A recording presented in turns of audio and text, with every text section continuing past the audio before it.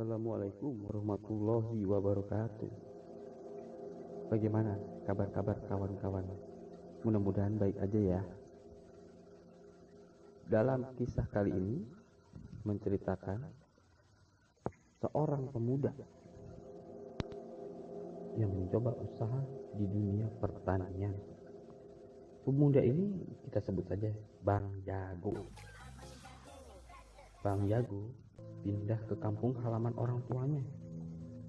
Karena itu, dia membuka lahan pertanian.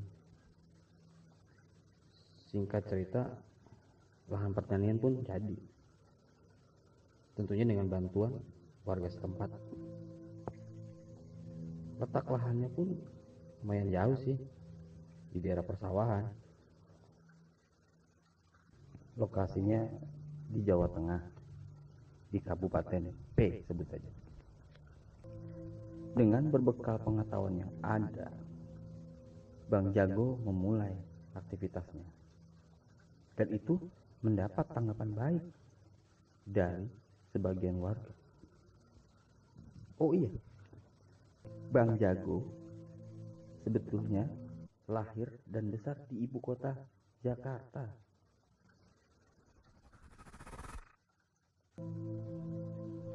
Seperti biasa, Bang Jago setiap sore pergi ke kebunnya dengan melewati pintu air dan menelusuri sungai. Sungai tersebut namanya Kedung Putri.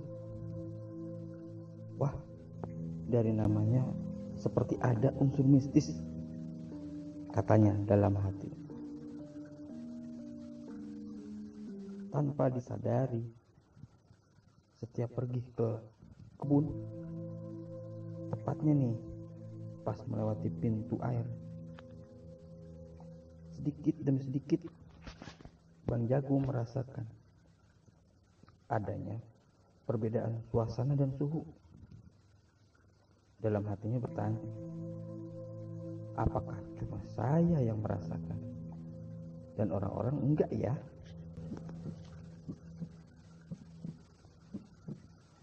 Dan di lain kesempatan,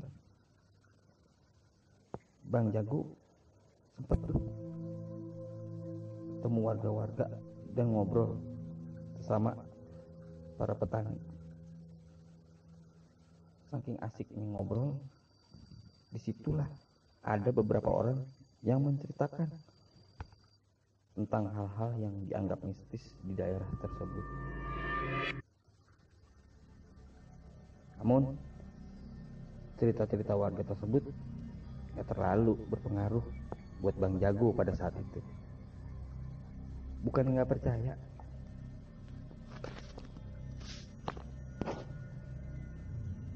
karena menurut Bang Jago, yang gaib itu ada di sekeliling kita. Kalau dia nggak kelihatan, diem aja. Kalau kelihatan,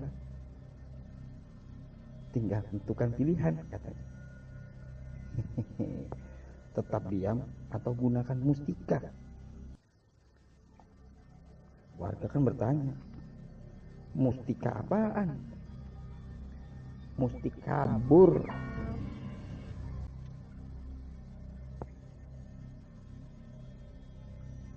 Semakin Bang Jago cuek dengan perbedaan suasana pas melewati pintu air, kayaknya nih sepertinya penghuni pintu air mulai menunjukkan eksistensi.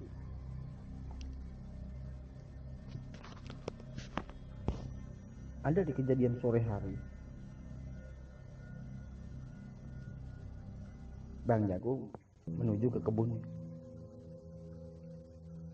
dengan berbekal cerita-cerita warga. Tetap beliau menuju lokasi kebun menggunakan sepeda motor, melewati jalan kecil di antara sungai besar dan parit. Dan mulai terasa ketika melewati pintu air, seperti ada yang menabraknya berupa kabut dan sangat tinggi.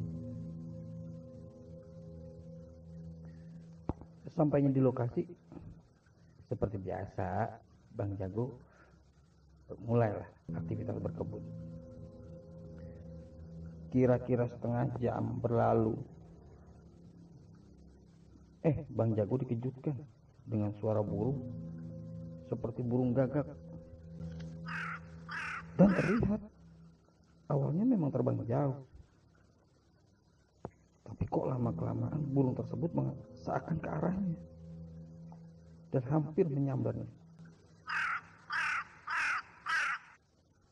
Dia pun terdiam. Burung apa itu? Katanya. Setelah melewati dirinya, dipandangilah terus kemana arah terbang burung tersebut. Dan ternyata masuk ke dalam pepohonan tinggi. Pohon besar yang jarak cuma 100 meteran dari dirinya. Ditambah lagi, di dekat pohon besar itu ada sebuah gubuk. Entah apa yang membuat dia selalu melihat ke gubuk tersebut. Dan aktivitas sore ini sepertinya tidak biasa bagi Bang Jago. Biasanya dia pulang sebelum maghrib. Nah, ini sampai terdengar azan maghrib, dia masih aja di kebun. Mulai sadarlah, melihat kiri kanan tidak ada orang satupun. Bang Jago langsung bergegas merapikan peralatan kebun dan mulai memasukkannya ke dalam tas. Namun itu lagi, kenapa selalu gubuk itu dan pohon besar yang melihat? Yang terlihat maksudnya. Suara azan berkumandang. Dia tunggu sampai berhenti lalu mencoba untuk memutarkan sepeda motornya untuk arah pulang. Dan terkejutnya Bang Jago ketika dia melihat ke arah gubuk yang ada di seberang kali. Ada sosok wanita memakai gaun putih. Lah, itu siapa yang ada di situ? Bang Jago sempat bingung dan bertanya-tanya. Semakin dia dilihatin, semakin melihat. Ternyata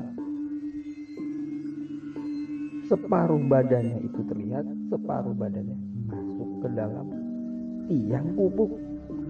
Langsung aja tuh Bang Jago hidupin mesin motor. Dia tancap gas melewati jalan yang sempit tanpa mikir panjang. Entah apa yang dirasakan pada saat itu. Gak lama dia melewati lagi pintu air. Dan di situ terasa berat sekali motornya. Dan sempat mati mesinnya. Nggak mikir panjang, langsung didorongnya lah beberapa meter menjauhi pintu air. Kemudian hidupkan kembali. Nah, setelah kejadian itu, Bang Jago selalu mengingat jangan sampai lewat maghrib. Ternyata benar kata orang-orang. Demikianlah kisah cerita Bang Jago dan pengalaman gaibnya. Mungkin di lain waktu akan ada lagi cerita pengalaman-pengalaman dari Bang Jago yang belum sempat diceritakan. Oke, buat teman-teman, ini sebuah pelajaran ya bagi kita semua, bahwa waktu maghrib itu kalau bisa jangan di luar, masuk dah ke dalam rumah. Karena juga banyak tuh yang gaib-gaib mulai muncul.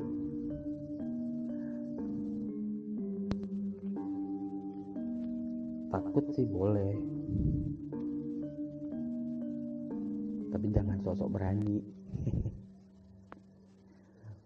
Oke ya, demikian. Terima kasih. Wassalamualaikum.